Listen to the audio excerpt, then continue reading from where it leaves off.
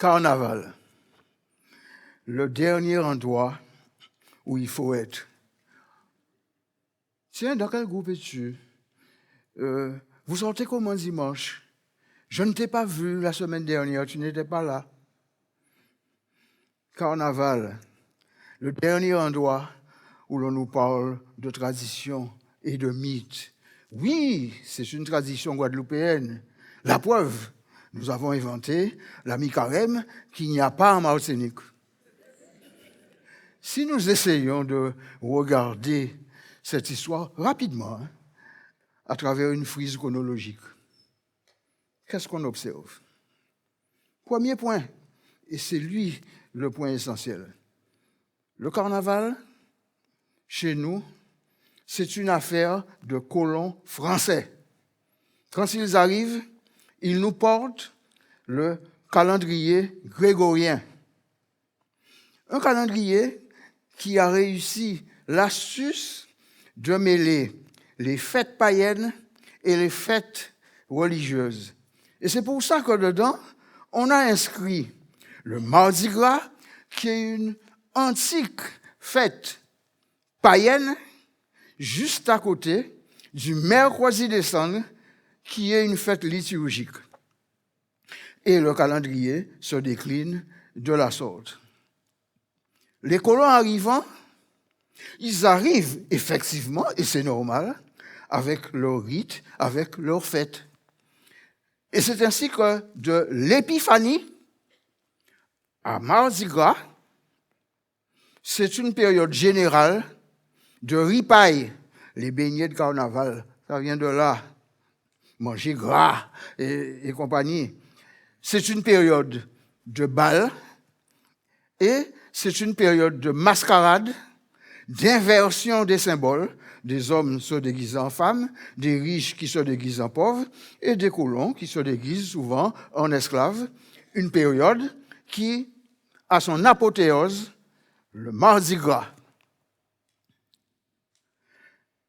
Une période aussi qui est une période, je dirais, de ségrégation. Car en effet, ces colons qui organisent leur bal ne permettent pas l'accession à leur bal de mulâtres et de noirs libres. Quant aux esclaves, aux esclavisés, ils se voient concéder uniquement les jours gras. Voilà le modèle de départ que ces colons français imposent. Et c'est ce même modèle-là qui va tourner dans toutes les Amériques, les Caraïbes y compris, où ils sont présents. Sauf que le modèle, depuis pendant la période esclavagiste, il va évoluer.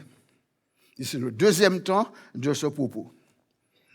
Le modèle évolue d'abord autour des bals. Les bals sont d'abord des bals par invitation. Les mulâtres et les noirs libres, qui ne sont pas autorisés à participer au bal par invitation des colons blancs, vont organiser leur propre bal par invitation, en reprenant les codes des mascarades et autres.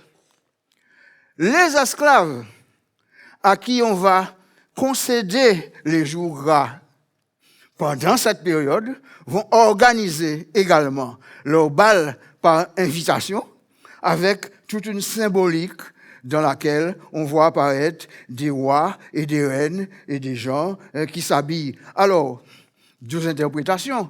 Soit ils s'habillent pour singer les colons, soit en même temps, il y a le repère de leur société traditionnelle qui apparaît là. Et ces bals par invitation sont assez particuliers parce que ce décorum, il mérite d'être respecté par les participants. Et c'est pour ça qu'on les appelle aussi des bals à amende. C'est-à-dire que si vous ne respectez pas le décorum, vous êtes sanctionné. J'invite la population les gens qui sont présents à se questionner sur quel est le dernier bal de ce type qui existe encore en Guadeloupe. Répondez, résoudez. Mais, un deuxième phénomène va apparaître. On va commencer à faire des bals payants, ce qu'on appelle des bals à souscription. Eh bien, à partir de ce moment-là, il y aura, pour les mulâtres et pour les noirs, la possibilité d'organiser ces bals à souscription, sauf qu'ils doivent être autorisés par la police. Donc, quand vous consultez les décisions du conseil privé et des juridictions de ces époques, vous constatez la quantité de recours qu'il y a pour aller à l'encontre des interdictions qui avaient été faites.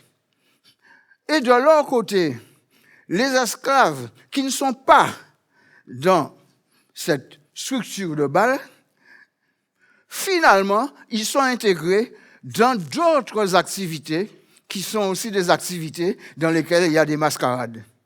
La première, c'est la fête du Saint-Sacrement, 40 jours après Pâques, dans laquelle on organise des processions dans lesquelles vous arrivez avec votre bannière. L'Église leur permet de venir avec la bannière des ethnies auxquelles ils appartenaient.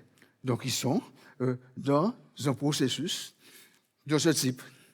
Deuxième chose, ce sont les charivaris. Quand on organise des charivaris, c'est un chahut collectif, ces charivaris sont interdits. Ils continuent malgré tout à se produire, masqués. Là encore, les esclaves participent à ces charivaris. Donc on a toute une série de manifestations de type carnavalesque qui se développent sous la période esclavagiste. Maintenant, troisième temps du propos, nous arrivons à la période de la liberté. On aurait imaginé qu'au moment de la survenance de cette liberté, les gens tombent dans des fêtes. Erreur. La Guadeloupe reste pendant 4 ans sous état de siège. Donc, il y a une réglementation sérieuse sur les cabarets. Il y a une interdiction de circuler. Il vous faut un passeport pour sortir d'une ville, aller à une autre. Et il y a une réglementation de la mendicité. C'est à partir de 1852 que ces choses-là vont évoluer. Par contre, il faudra attendre la Troisième République pour voir un changement extrêmement important. La Troisième République qui va valider le discours de la petite patrie dans la grande patrie. Si vous aimez votre petite patrie, vous serez mieux dans la grande patrie. 2 conséquences. Les gens qui ont mis en œuvre ce discours commencent à se dire on va laïciser le carnaval. Et c'est pour ça qu'en 1882, la manifestation carnavalesque la plus importante de France, c'est pas le Mardi Gras, c'est la mi-carême. Là, nous quoi dire là, c'est nous il fait là. Voilà un élément. Et le deuxième élément, c'est le débat sur la question du folklore. Nous, on va entrer dans ça à partir de la question du folklore.